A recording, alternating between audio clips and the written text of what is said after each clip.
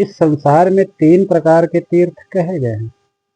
पहला स्थावर तीर्थ, दूसरा जंगम तीर्थ और तीसरा आत्म तीर्थ। अब आपके मन में प्रश्न उठेगा कि महाराज जी ये तीनों जो तीर्थ हैं ये इनका मतलब क्या है? स्थावर तीर्थ का मतलब हम कैसे समझेंगे, किसे कहते हैं स्थावर तीर्थ? तो देखो, स्थावर तीर्थ से तात्पर्य यह है स्थान विशेष पर कि जो किसी स्थान विशेष पर स्थान विशेष है तीर्थ, है ना। ऐसे ही प्रयागराज है, ऐसे ही काशी है, ऐसे ही 4 धाम बद्रीनाथ, द्वारका, जगन्नाथ, केदार आदि ये जो 4 धाम तीर्थ हैं, ये रामेश्वरम, ये सब स्थान विशेष पर स्थित तीर्थ हैं। यहाँ आपको स्वयं चलकर जाना पड़ेगा, ये तीर्थ आप तक नहीं आएंगे, है ना।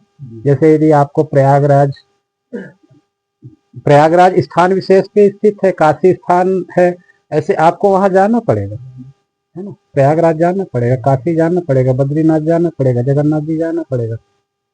तो ये पहले प्रकार के जो तीर्थ कहे गए स्थावर तीर्थ, माने जो स्थायी तीर्थ होते हैं वो स्थावर तीर्थ माने गए। और दूसरा तीर्थ बताया गया जंगम।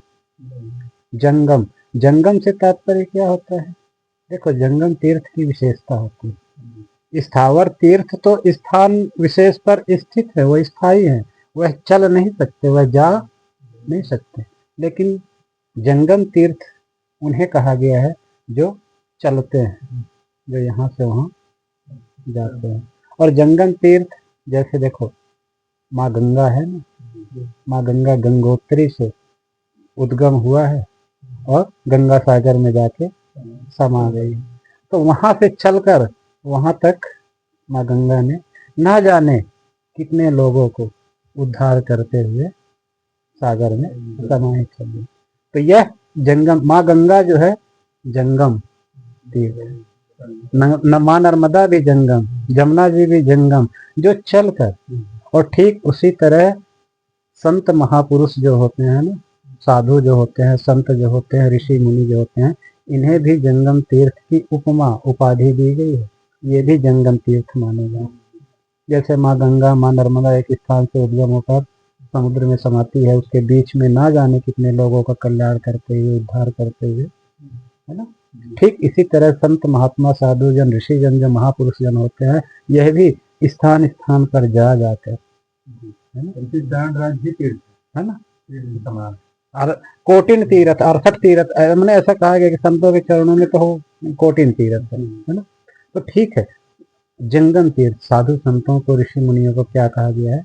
जंगम तीर्थ। दूसरे प्रकार का कि एक स्थान से दूसरे स्थान, तीसरे स्थान, चौथे स्थान, ऐसे चल चल के लोगों को ज्ञान का उपदेश करते हुए, कल्याण का उपदेश करते हुए, उनको सत्मार्ग का उपदेश करते हुए, उनको जीवन में आगे बढ़ाते हुए ऋषि मुनि संत लोग निरंतर प्रयासरत रहते हैं। तो ये जंगम तीर्थ माने गए। फिर तीसरे बताया, भोलेनाथ माता पार्वती से कहते हैं कि तीसरा तीर्थ कौन सा है? आत्म तीर्थ।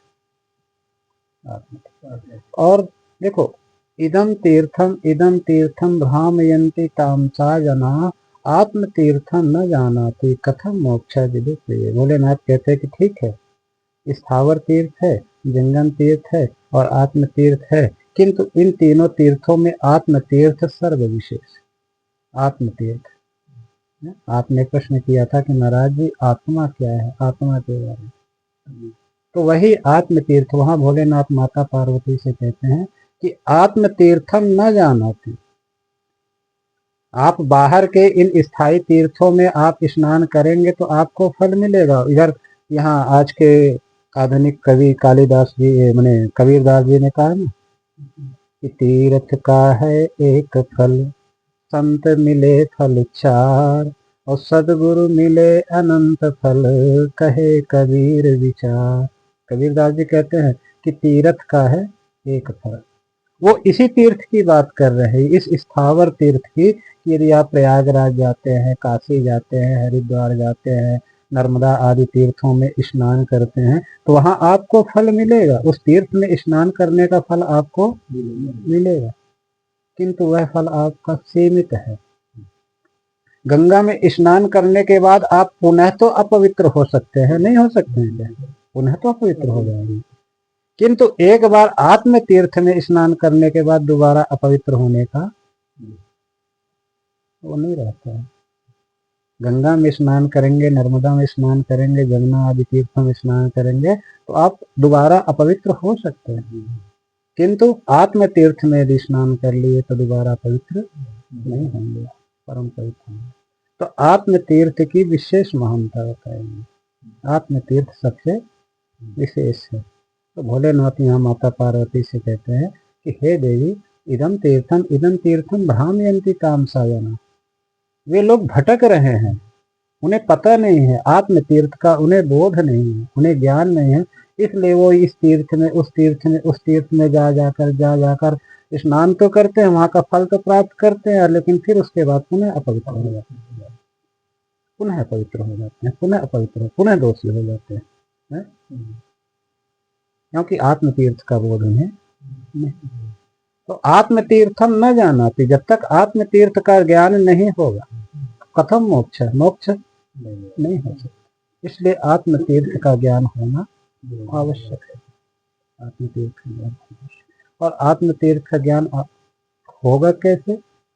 तो गीता में भगवान ने कहा है कि वह आत्मा, पहले उसका लक्षण तो समझो, उसको जानो तो कि वह आत्मा किन लक्षणों से परिपूरित है। तो उस आत्मा के बारे में भगवान कहते हैं, नैनम छिंदन्ति शस्त्राणि, नैनम दहति पावका, न चैनम क्लेदयन्तापो, ना शोषयति मारुतः। कि वह आत्मा ऐसी है जिसे कोई शस्त्र छेद नहीं सकता, ना शोषयति मारुतः, उसे कोई हवा सुखा नहीं सकती, न चैनम क्लेदयन्तापो, उसे कोई आग जला नहीं, न चैनम क्लेदयन्तापो, ना शोषयति मारुतः। अच्छेद्यो अयम, अक्लेद्यो अयम, अशोष्यो अयम एव च। वह अछेद्य है, वह अक्लेद्य है, वह अशोष्य है, वह आत्मा। उसी आत्मा के बारे में भगवान कहते हैं, हे अर्जुन, तू ना शोक करने योग्य मनुष्यों के लिए शोक कर रहा है। जब अर्जुन ने गीता में वहां महाभारत के युद्ध में चिंता कर रहा था ना, अर्जुन शोक कर रहा था ना कि अरे हे प्रभु, मैं इन अपने बंधु बांधव, मेरे सभी सखा बंधु बांधव मेरे ही नाते रिश्तेदार तो हैं, मैं कैसे इनसे युद्ध लड़ूंगा।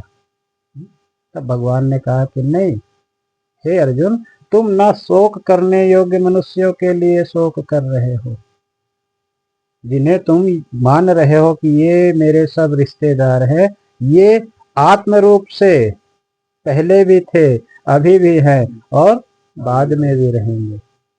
आत्म रूप, तुम्हें बोध नहीं है, तुम्हें ज्ञान नहीं है, तुम आत्म रूप से इन्हें नहीं देख रहे। असोच्या नन्न सोचस्वत्वं प्रज्ञावादांश भासते, गता सून गतान सोचम नान सोचन पंडिता। कि जो शोक करने योग्य मनुष्य हैं, जो ना शोक करने योग्य मनुष्य, उनके लिए तुम शोक कर रहे हो। क्यों? क्योंकि आत्मा की मृत्यु तो होती नहीं है, और जब आत्मा की मृत्यु नहीं होती है तो उनके भीतर सबके भीतर आत्मा ही तो है, और आत्मा की मृत्यु होगी नहीं। और जब आत्मा की मृत्यु नहीं होगी तो तुम ना शोक करने योग्य मनुष्यों के लिए शोक कर रहे हो। आत्मा की मृत्यु नहीं है, और ऐसा भी नहीं है कि ये राजा लोग पहले नहीं थे और अभी है और बाद में नहीं रहेंगे। नहीं, न त्वेवहम जातु नासम न त्वं नेमे जनादिता न चैव न भविष्यामः वयम सर्वे मतः परम। ऐसा नहीं है कि राजा लोग पहले नहीं थे, अभी है, बाद में नहीं रहेंगे। ये पहले भी थे, अभी भी है और बाद में भी है। तो वह है आत्मा, और तुम आत्म तत्व हो। एक बार क्या हुआ, अक्सर देखो,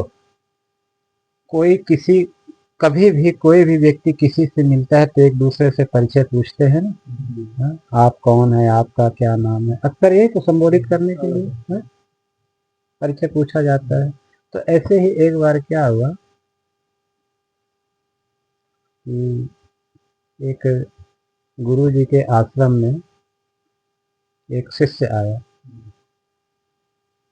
और वह शिष्य आकर गुरु जी को प्रणाम किया, और प्रणाम करने के बाद गुरुजी से पूछता है कि गुरुजी मैं कौन हूँ। गुरुजी कहते हैं मैं कौन हूँ? तुम्हारा परिचय तुम्हें मालूम होना चाहिए, तुम कौन हो। यह मैं कैसे बताऊं कि मैं कौन? तुम बताओ कि तुम कौन हो, यह तो मेरा प्रश्न है। मैं तुमसे पूछता हूँ कि तुम कौन हो। तो उस शिष्य ने कहा कि गुरुजी यही तो मैं जानने आया हूँ, मुझे नहीं मालूम कि मैं कौन। और लोगों ने बताया है कि जाकर गुरुजी से पूछो, तो गुरुजी बताएंगे कि तुम कौन हो। इसलिए मैं आपके पास आया हूँ और मैं जानना चाहता हूँ कि मैं कौन हूँ। तब गुरुजी ने कहा कि ठीक, सच में तुम जानना चाहते हो कि तुम कौन हो? तो उसने कहा हाँ गुरुदेव, हाँ गुरुजी, मैं सच में जानना चाहता हूँ कि मैं कौन हूँ। तब गुरुजी ने कहा कि तुम वह हो, तुम वह हो। शिष्य ने कहा कि गुरुजी यह प्रश्न, यह उत्तर मेरी समझ में नहीं आया। मैं पूछता हूँ कि मैं कौन हूँ, तो आप कह रहे हैं कि तुम वह हो। तो मेरा प्रश्न तो अब फिर वही का वही है कि फिर वह कौन है, वह कौन है। शिष्य ने फिर पूछा कि गुरुजी वह कौन है। तो गुरुजी ने कहा वह मैं हूँ। गुरुजी ने क्या कहा? वह मैं हूँ। शिष्य ने कहा आप कौन है, आप कौन है? तब गुरुजी ने कहा कि मैं वह हूँ जो है, जो है।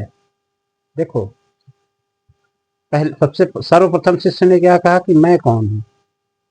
तो गुरुजी ने क्या कहा कि तुम वह हो। फिर शिष्य ने क्या कहा कि वह कौन है। तो गुरुजी ने कहा कि वह मैं हूँ। तो शिष्य ने क्या कहा कि आप कौन है।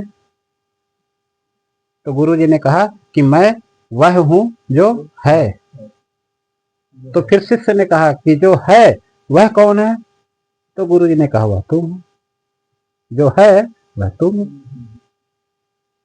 जो है वह तुम हो। शिष्य ने कहा कि जो है वह मैं हूँ, जो है वह मैं। यही उत्तर है कि जो है। देखो, मैं कौन हूँ यह बात ज्यादा विशेष नहीं है। मैं कौन हूँ यह ज्यादा विशेष नहीं, मैं हूँ यह बात ज्यादा विशेष। और आप हैं, आपका अस्तित्व है। जैसे गुरु जी ने कहा कि तुम हो, तुम वह हो, तुम वह हो। तो तुम वह हो माने तुम्हारा अस्तित्व है। अस्तित्व मात्र, अस्तित्व मात्र जो है वही आत्मा, वही आत्मा अस्तित्व। और अस्तित्व ही तुम हो। तत् त्वम असि, तत्त्वमसि। तुम वह हो। तुम कौन हो? वह हो। वह अर्थात परमात्मा, वह अर्थात क्योंकि उसके अलावा कहीं कुछ है ही नहीं। सिर्फ वह ही वह है, सिर्फ वह ही वह है। और उसी का सब कुछ है। और हम सब उसी के अंत हैं। हम सब उसी के, वही आत्मा है। तो सदगुरुदेव भगवान